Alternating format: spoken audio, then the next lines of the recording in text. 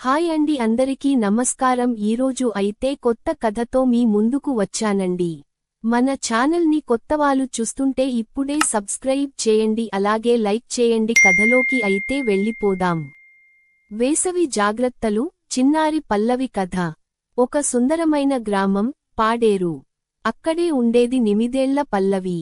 చురుకైన పిల్ల, ప్రశ్నలు అడిగే అలవాటు. వేసవి మొదలవ్వగానే ఎండలు తీవ్రమయ్యాయి. ఒకరోజు స్కూల్ నుండి ఇంటికి తిరిగి వచ్చిన పల్లవి నడుం చెమటతో తడిచిపోయింది. ఇంట్లోకి వెళ్లగానే ఆమె తల్లి స్వాతి గమనించి అడిగారు, పల్లవి, నీ ముఖం చూస్తే నీరసంగా ఉంది. నీళ్లు తాగకుండా ఎండలో తిరిగావా? పల్లవి అంటుంది, అమ్మా, నాకు అర్థం కావడం లేదు. మధ్యాహ్నం స్కూల్లోనే నీళ్లు తాగాను, కాని ఇప్పటికీ అలసటగా ఉంది. స్వాతి అంది, కానీ సరైన పద్ధతిలో నీళ్లను తాగడం, తిండి తినడం కూడా చాలా ముఖ్యం. స్వాతి పల్లవికు వివరంగా చెప్పడం ప్రారంభించింది. తగినంత నీరు తాగాలి. రోజుకు కనీసం 8 నుండి 10 గ్లాసుల నీరు తాగాలి. ఎండలో ఎక్కువసేపు బయట తిరిగితే నీరసం, డీహైడ్రేషన్ వస్తాయి. కనీసం ప్రతి గంటకోసారి నీళ్లు తాగడం అలవాటు చేసుకో. ఆరోగ్యకరమైన పానీయాలు తీసుకోవాలి. కొబ్బరి నీళ్లు, నిమ్మరసం, మజ్జిగ, పుదీనా రసం, ఇవి శరీరాన్ని చల్లబరిచి ఒంట్లో ఉత్సాహాన్ని పెంచుతాయి. తేలికపాటి, పోషకాహారంతో కూడిన తినుబండారాలు తినాలి.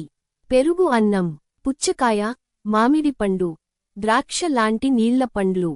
ఎండలో ఎక్కువసేపు తిరగకూడదు. ఉదయం 10 నుంచి మధ్యాహ్నం 3 గంటల మధ్య ఎండ ఎక్కువగా ఉంటుంది.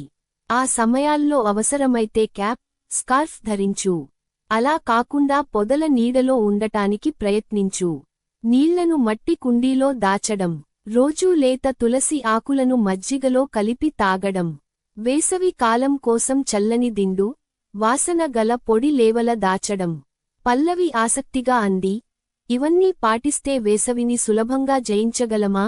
స్వాతి నవ్వుతూ, ఖచ్చితంగా. పైగా నువ్వు నీ స్నేహితులకి కూడా ఈ విషయాలు చెప్పాలి. రెండో రోజు స్కూల్కు వెళ్లిన పల్లవి తన స్నేహితులైన నిఖిల్, సాన్వి, రోహిత్తో మాట్లాడింది. పల్లవి, మీకు తెలుసా, వేసవిలో కొన్ని జాగ్రత్తలు తీసుకోకపోతే మన ఆరోగ్యానికి హాని కలుగుతుందని అమ్మ చెప్పారు. నిఖిల్, అవునా, ఏం చేయాలి? సాన్వి, నిన్ననే మా అమ్మను మజ్జిగ తాగమని చెప్పింది. పల్లవి, అంతేకాదు, మనం ఒంట్లో నీరసం తగ్గించే తిండిని తినాలి. మధ్యాహ్నం ఎండలో ఎక్కువగా తిరగకూడదు. రోహిత్ గంభీరంగా, ఓహ్, ఎండలో తిరగడం వల్లనే నిన్న నాకు తలనొప్పి వచ్చింది. ఈసారి నేను నీళ్లు ఎక్కువగా తాగుతాను.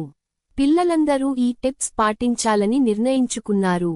అప్పుడు పిల్లలు క్లాస్లో టీచర్ను అడిగారు, పల్లవి మేడం, వేసవిలో ఆరోగ్యంగా ఉండటానికి ఇంకేమైనా మంచి అలవాట్లు పాటించవచ్చా? టీచర్ రమాదేవి మేడం, ఇది మంచి ప్రశ్న పిల్లలు. మీరు కొన్ని ముఖ్యమైన నియమాలు పాటిస్తే వేసవి ఎండల నుంచి రక్షించుకోవచ్చు. రోజూ బాగా నిద్రపోవాలి. ఎండకాలంలో నీరు తక్కువగా ఉన్నప్పుడు శరీరానికి విశ్రాంతి చాలా అవసరం. కనీసం 7 నుండి 8 గంటలు నిద్రపోవాలి. కృత్రిమ చల్లదనం, ఏసీ, కూలర్ ఎక్కువగా ఉపయోగించకూడదు. క్లో ఎక్కువసేపు కూర్చుంటే ఒంట్లో మాంద్యం వస్తుంది. కాస్త సహజమైన చల్లదనం కోసం గాలి పీల్చే తలుపులు తెరవండి. చిన్న చిన్న వింజామరాలు పెట్టండి.